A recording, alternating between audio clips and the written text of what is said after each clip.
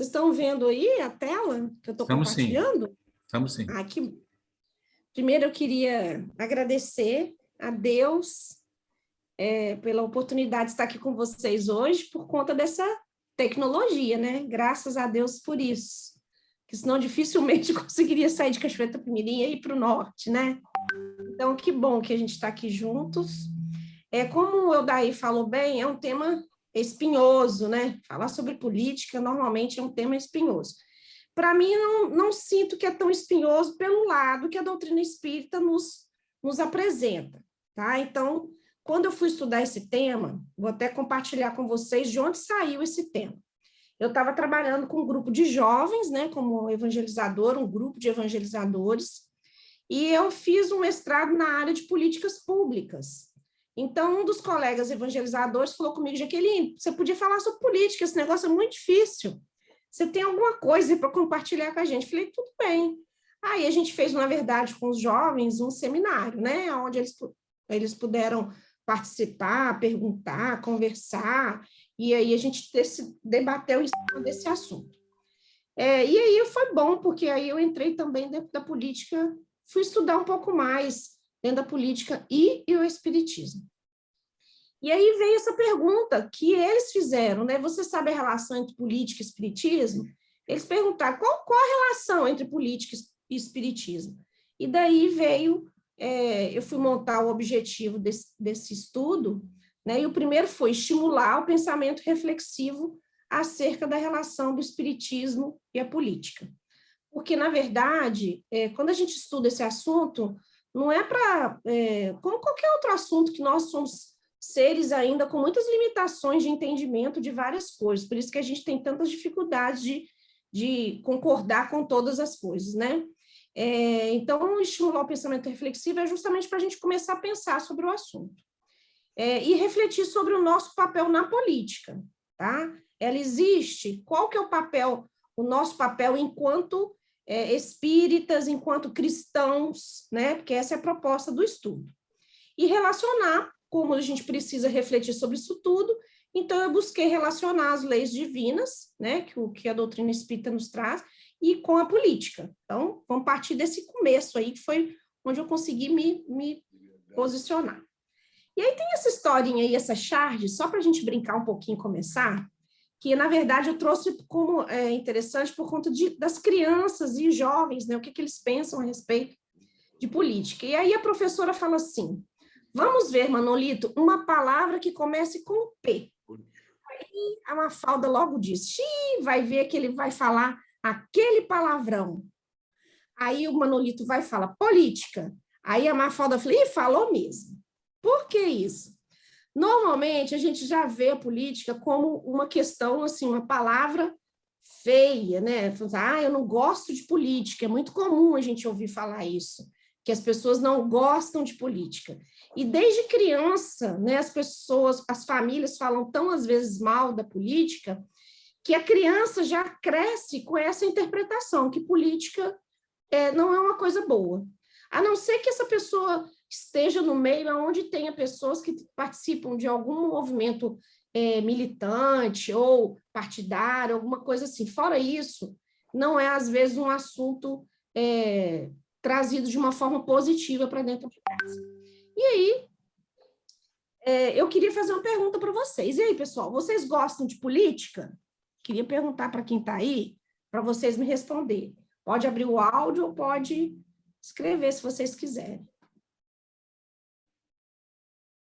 A Ângela já fez assim com o dedinho, ó. Não. Tem mais. Alguém gosta de política? A Marçal, Maria José falou também que não.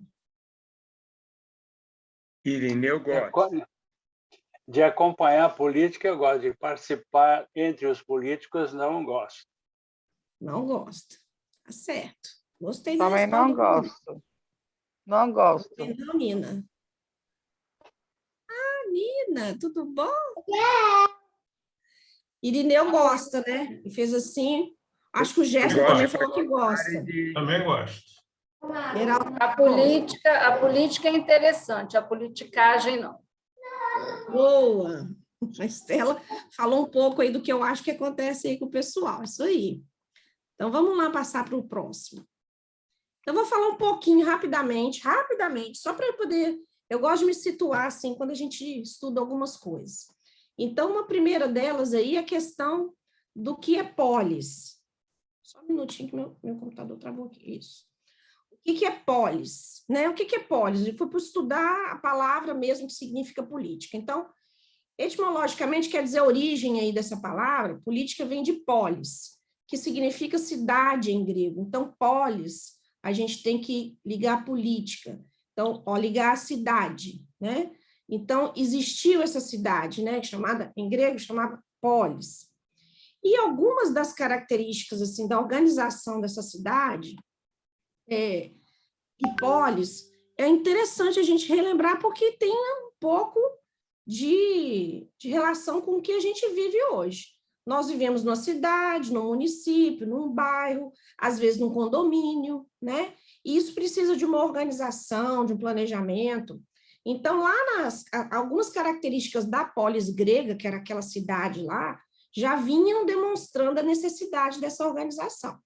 Então, lá possuía autonomia e continha poder, então as pessoas tinham poder para poder liderar, né, os grupos de pessoas. Era uma cidade autossuficiente em todos os níveis, existia política social e econômica, possuía complexidade social, né? Então, assim, pessoas diferentes, grupos diferentes, mas existiam normas de convivência. E uma coisa que aconteceu aqui, que antes era tudo comum e dividido, é que na polis começou a surgir a propriedade privada. Então, aquilo não era mais de todo mundo, vivia todo mundo num lugar e já tinha um lugar para dormir, para viver. Não, começou a ter propriedade privada, além daquilo que já era dos governantes, né? Então, esse olhar para a questão da política de polis é justamente para a gente poder entender que existe uma organização. Então, eu queria agora, com vocês, escrevessem aí no chat e alguém pudesse me falando, porque fica difícil para eu poder ver aqui e ver no chat. Escreva uma palavra, ou então vão me falando que eu vou anotando aqui, não tem problema. Uma palavra que vem na cabeça de vocês quando vocês pensam no que nós precisamos para viver bem numa cidade. O que nós precisamos para viver bem numa cidade? Vou minimizar aqui. Diálogo. Liberdade. Fraternidade. Liberdade. Respeito. Geraldo colocou serviços públicos, viu? Serviços públicos. Ordem. União. Precisamos de políticas públicas. Será que eu vi? Alguém falou alguma outra coisa que eu acho que eu pulei. Ordem. Consciência. Disciplina. Ordem. Honestidade. Amor pelo que faz. Grande demais, hein? Vocês ouviram o Paulo? Paulo? Não. Políticas públicas. Alguém falou fraternidade? Eu não ouvi? Falou. Eu falei. Igualdade social. Interessante, cada vez que eu trabalho com esse assunto, saem coisas diferentes.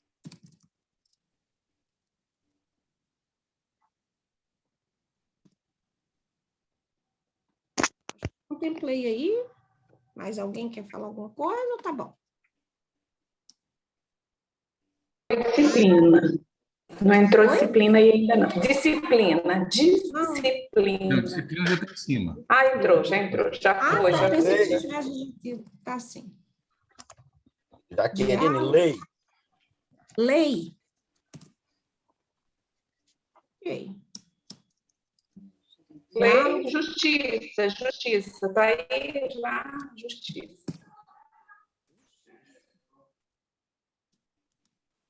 Só aqui já dá para a gente terminar, ficar o resto do tempo falando só sobre isso aqui, né? São muitas coisas importantes, né?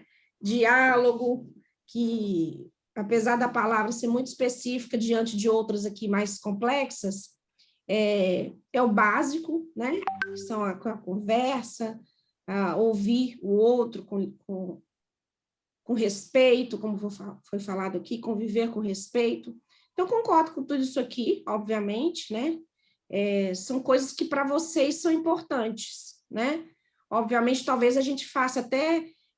eu tenho uma que eu gosto de usar muito, que é isso aqui que a gente precisa treinar, empatia, né? Tentar se colocar no outro, que eu acho que está muito ligado a várias outras coisas, como liberdade, respeito, lei, justiça, né? Fraternidade, igualdade social, eu colocaria até equidade, né? Que são aquilo que é necessário para quem necessita daquilo, né? Então, às vezes, o mesmo que pode ser bom para mim pode não ser bom para o outro. Ou aquilo que eu preciso pode ser diferente do que o outro precisa. Então, isso é uma forma da gente ver, sim, a nossa cidade, né? Como a gente gostaria de viver bem numa cidade para vocês, e talvez muito mais, lógico, né? Aqui é só um exercício rápido do que a gente precisa para poder viver em comunidade. E por que eu estou falando sobre isso, né? Porque a gente está falando de política. E aí o termo política, ele é derivado do grego antigo, que significa politeia. Eu gosto de ir às bases e tudo, por isso que eu trago isso, me perdoem se eu for didática nessa questão, mas que indicava todos os procedimentos relativos à polis.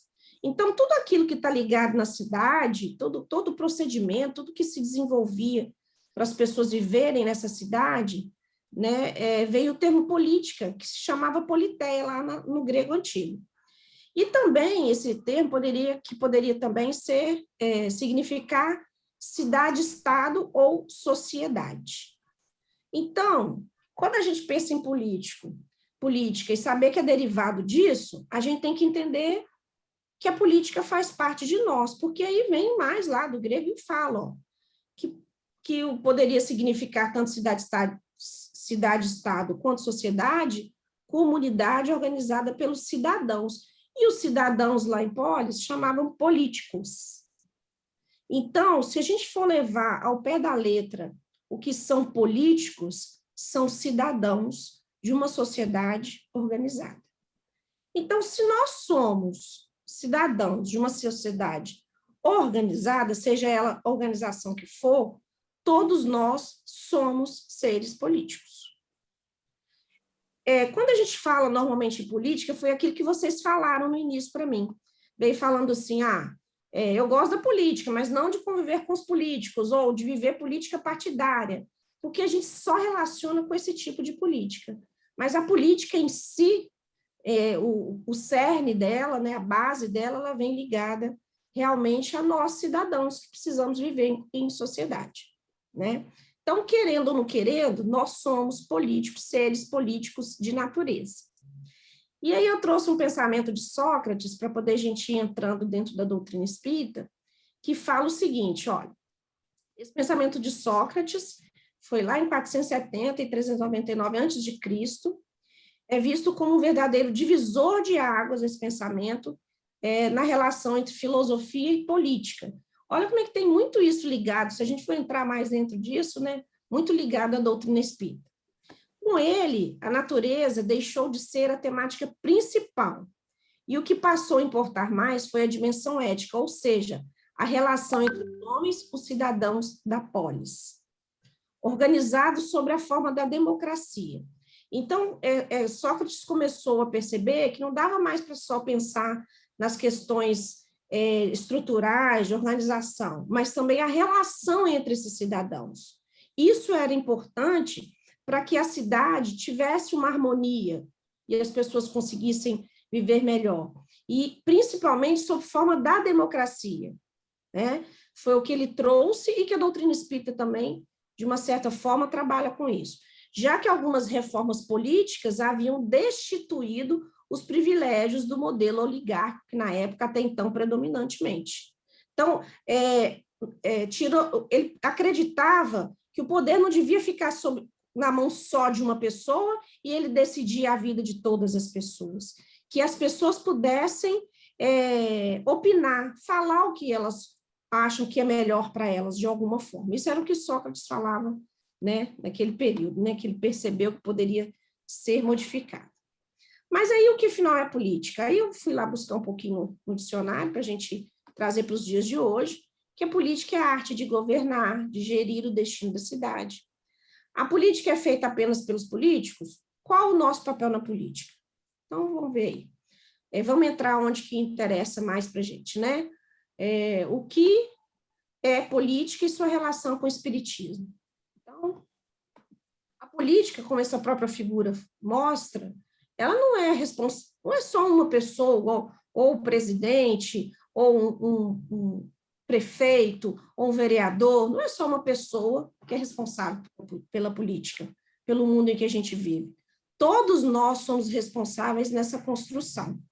Então, a própria doutrina espírita nos traz isso. Nós somos responsáveis pela nossa construção, enquanto seres em evolução. Ninguém pode subir o degrau da minha evolução, eu que vou ter que subir, né? Ninguém vai poder fazer por mim, ninguém vai poder melhorar as minhas dificuldades, né? Resolver as minhas dificuldades, eu vou ter que fazer por mim. Mas eu não faço isso sozinha, eu faço com pessoas que estão ao meu redor. E graças a Deus, a misericórdia divina, que a gente tem pessoas ao nosso lado que nos ajudam nessa construção, né? E aí agora, só para a gente poder dar um start aí também, eu trouxe esse vídeo, deixa eu ver se eu consigo compartilhar ele aqui com vocês.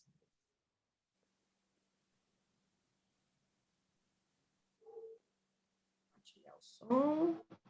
Vocês estão vendo o vídeo aí na tela? Sim? Então, vamos lá. Sim. Então, gente, amar o próximo como a si mesmo, né? É isso que está faltando no mundo. Eu acho que essa é a grande lição que fica. Tá uma loucura, tá muito difícil, né? Amor, tem que ter amor das pessoas e respeito. Só isso. Gentileza, não tem mais. Né? Tá faltando gentileza mesmo. Menina, você não vê no Facebook? Que absurdo. Todo mundo fala o que quer, na hora que quer, não respeita a opinião dos outros. Não, agora todo mundo muito agressivo, muito dono da razão, né? É triste. Bom, então aproveita, Su, e faz a nossa prece de encerramento. Tá, vou fazer. Amado mestre, queridos irmãos espirituais, primeiramente fora Temer, eu quero agradecer esta noite de bênção, quero agradecer por essa reunião fraterna de hoje e que a gente esteja juntos aqui na próxima semana. Que assim seja. Aproveitando, Senhor, nesse momento de prece, quero agradecer por finalmente nos vermos livres daqueles petralhas que por tantos anos assaltaram a nossa pátria. Muita luz, que assim seja. Não se esquecendo, ó mestre, que a justiça do homem é falha, mas a divina é implacável. E esses coxinhas hão de pagar por terem dado um golpe na democracia. Hashtag não vai ter golpe, assim seja. Golpe na democracia, queridos benfeitores. Foi a ditadura esquerdopata que nos levou à maior crise econômica da história deste país. Hashtag tchau, querida. Hashtag fora, PT. Que assim seja. Crise essa, Jesus querido, turbinada convenientemente pelo mercado financeiro e por grandes empresários para acabar de vez com tudo.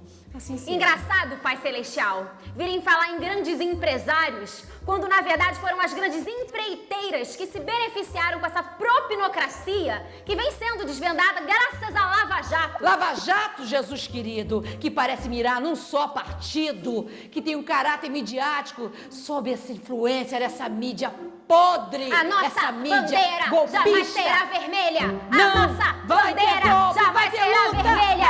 Não, vai a ter nossa golpe, bandeira jamais será vermelha. Que o Senhor possa nos ensinar a amar, Pai, até quando discordamos. Que possamos nos posicionar com equilíbrio nas discussões políticas, sem nos omitir. Mas realmente interessados nos debates produtivos e não atacar as pessoas que pensam diferente da gente. Que assim seja, Senhor. Assim seja.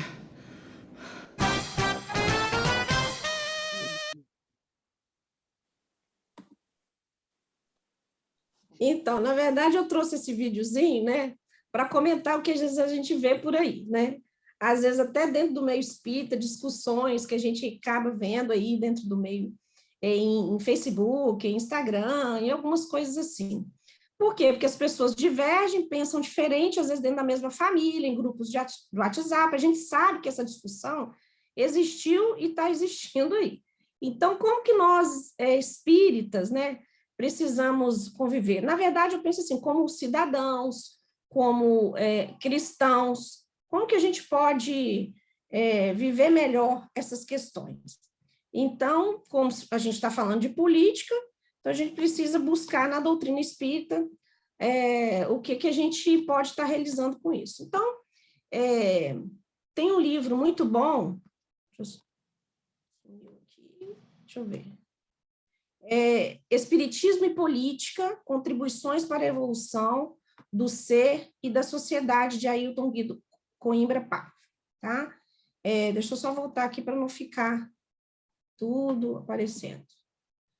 Nesse livro, Ailton Guido, ele fala que o espiritismo tem muito a ver com política, já que esta deve ser a arte, olha isso, a arte de administrar a sociedade de forma justa. Então, se a gente aprende a ser mais justo, se a gente aprende com as leis divinas, como foi falado vocês aí que precisa de justiça, né? A gente sabe que a doutrina espírita traz isso para a gente. Né? Segundo ele, a proposição espírita da lei do progresso é um intenso e profundo desafio para que trabalhemos pela evolução intelectual e moral da humanidade. Então, a gente lembra aí que nada acontece por um acaso, não é? Jesus, Deus não nos colocou na família, ou na cidade, ou no país que nós estamos, vivendo politicamente tudo que acontece por um acaso. Existe um motivo de ser, né? E a lei do progresso trabalha essa questão também da gente entender que nós estamos num mundo também em evolução, não só nós.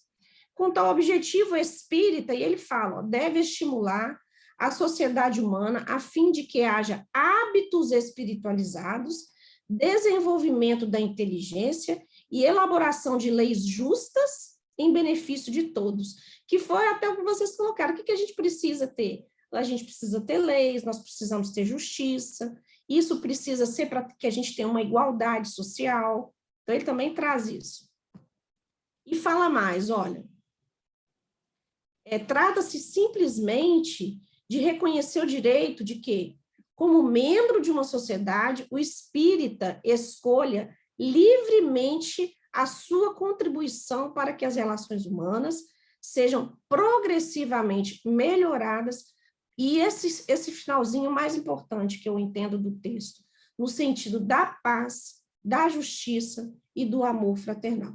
Então, quando a gente vê aquela discussão aí no vídeo, né, do Amigos da Luz, que a gente vê, às vezes, em seio familiar, né, a gente tem que tentar lembrar disso. A discussão, ela é positiva desde que ela esteja também envolvida por coerência, por paz, por respeito, né?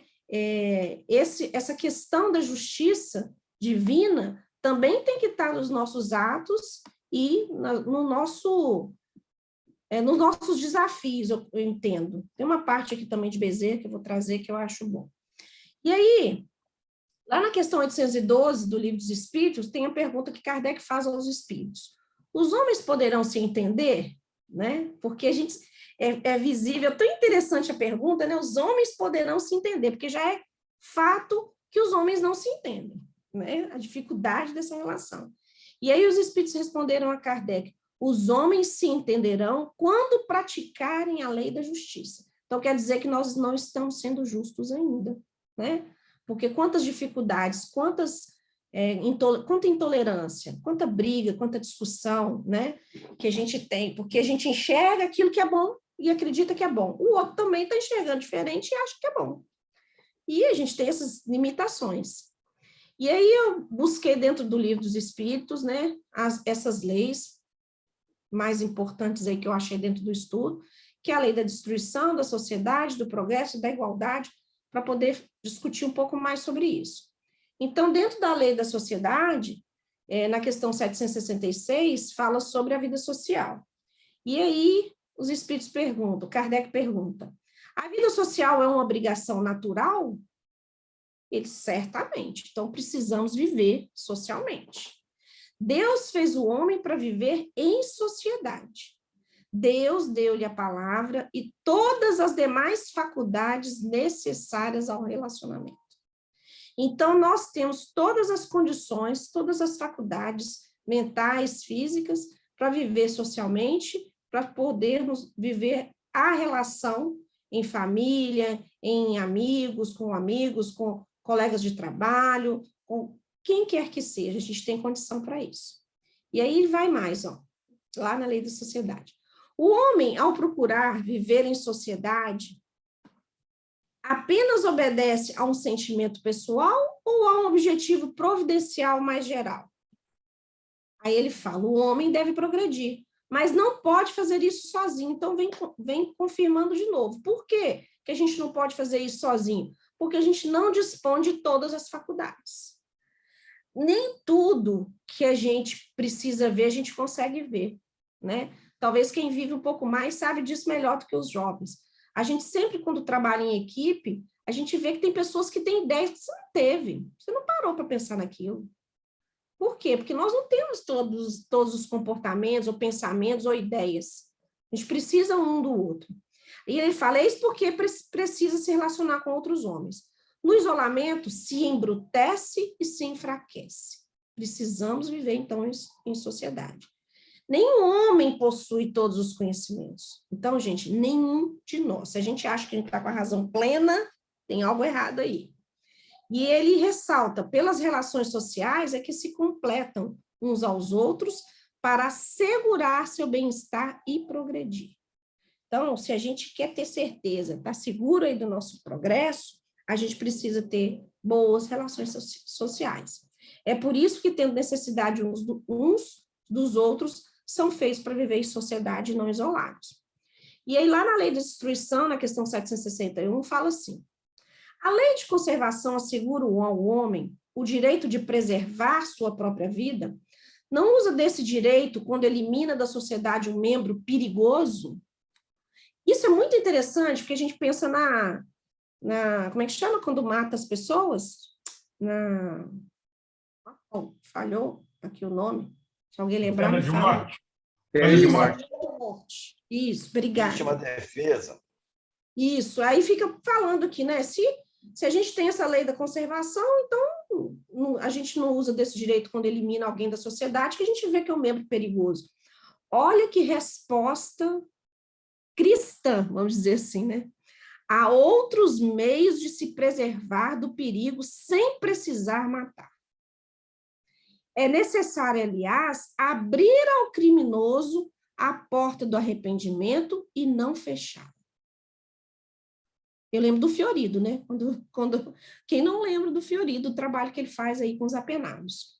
Então, quando a gente pensa em tirar alguma coisa, né, alguém da vida, porque está fazendo mal para a sociedade, os espíritos nos esclarecem essa questão, que é outros meios. A gente está querendo fazer aquilo que talvez, entre aspas, acha que é resolução e não é, até porque nós somos espíritas e sabemos que não é assim que se resolve. E tem mais lá na lei do progresso, como eu pincei aí algumas questões das leis. A 780A pergunta, como o avanço intelectual pode gerar o progresso moral? Ao fazer compreender o bem e o mal, o homem, então, pode escolher. O desenvolvimento do livre-arbítrio segue o da inteligência e aumenta a responsabilidade dos seus atos.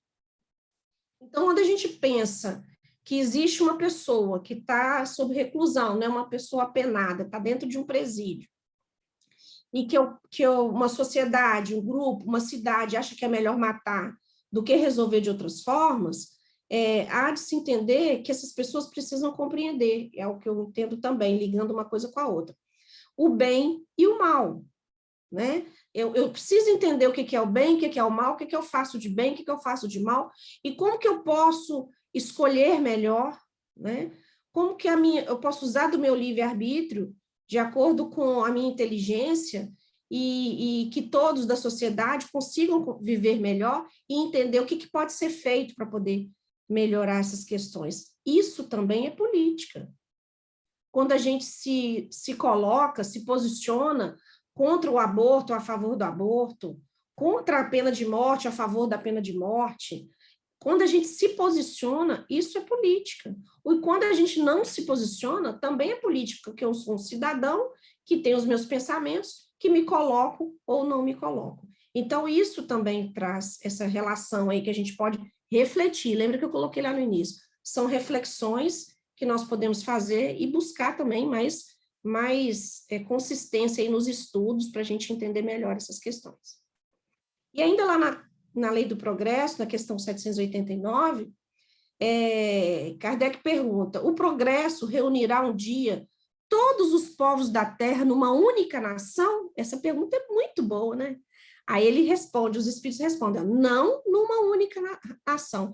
Isso é impossível, uma vez que da diversidade dos climas nascem costumes e necessidades diferentes, que constituem as nacionalidades. É por isso que sempre precisarão de leis apropriadas a esses costumes e necessidades. Somos seres em evolução com diferentes necessidades, que é o que tem a ver lá com a igualdade social, que alguém falou, que tem a ver com a equidade, que eu vou ter aquilo que eu preciso. Se eu tenho uma deficiência visual, a minha necessidade é diferente de quem não tem uma deficiência visual. E ele ainda continua, mas a caridade não conhece diferenças, nem faz distinção entre os homens pela cor, por exemplo. Quando a lei de Deus for a base da lei humana em todos os lugares, os povos praticarão a caridade entre si, como os indivíduos de homem para homem. Então viverão felizes e em paz, porque ninguém fará mal ao seu vizinho, nem viverão à custa uns dos outros. Só esse trechinho aqui é um trechinho para a gente ler de novo, repensar, né? Essa questão 789, tem muitas coisas aqui que a gente poderia discutir. Aí vem lá a questão 807, que fala da lei da igualdade, né? Que fala daquilo que a gente gostaria de ter numa sociedade, como foi falado também aí, alguém opinou, né, na igualdade. E aí vem a pergunta, o que pensar dos que abusam da superioridade de sua posição social para oprimir o fraco em seu proveito? Então, isso também tem a ver com pessoas nas nossas relações sociais, pessoas que são superiores a nós em relação à posição social ou ao trabalho, né? Seu chefe, uma pessoa que, por ter mais condições financeiras hoje, nessa vida, e às vezes oprime o fraco, né? Aí vem a resposta. Esses se lamentarão, infelizes deles. Serão, por sua vez, oprimidos. Renascerão numa existência em que suportarão tudo o que fizeram que os outros suportaram. E aí tem essas outras questões 273 e 1084 que trabalham mais sobre isso. Isso é muito interessante porque nós espíritas sabemos que tudo que fazemos aqui, cada centil tem que ser pago, nada vai ficar para trás. Então, a gente sabe que hoje a gente pode estar numa situação em que em outra vida a gente vai estar em outra, com certeza, né? E aí eu trouxe agora, para poder a gente ir caminhando aí para o final, né, que eu trouxe algumas coisas que eu achei muito importante para a gente falar sobre espíritas, pessoas espíritas que foram políticos, que muitos às vezes não sabem, tá? Um deles foi Caibar Schutel, né, Schutel aí, eu acho melhor dizer, conhecido como bandeirante do espiritismo, fundador da Revista Internacional de Espiritismo, em 1925, e do jornal O Clarim, em 1905, e da editora que tem até hoje, né, que é o Clarim. Na inauguração do seu memorial, ocorrida em 13 de novembro de 2013, foi feita referência aos documentos que mostram o trabalho político-social dele, desenvolvido na cidade de Matão, da qual foi o seu primeiro prefeito, ele foi prefeito dessa cidade.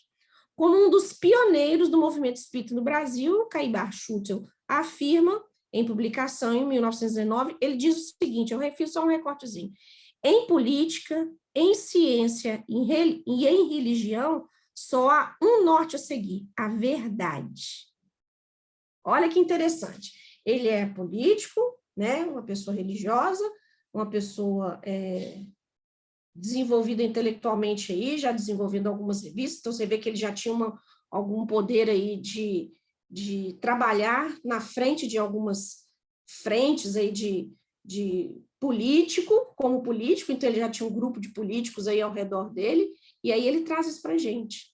É possível trabalhar a política, é possível ser um político, e também você conviver com a sua religião, mas que tem só um norte, a verdade. Então, fica aí a nossa reflexão, pensar que a verdade pode estar em tudo, né? E aí a gente tem outro amigo aí, ó, que foi espírita e político, que se chama José de Freitas Nobre. Ele foi um advogado, jornalista, nascido em Fortaleza. Em São Paulo ele foi vereador, vice-prefeito e também foi eleito deputado federal, exemplificando na política honestidade e retidão de caráter.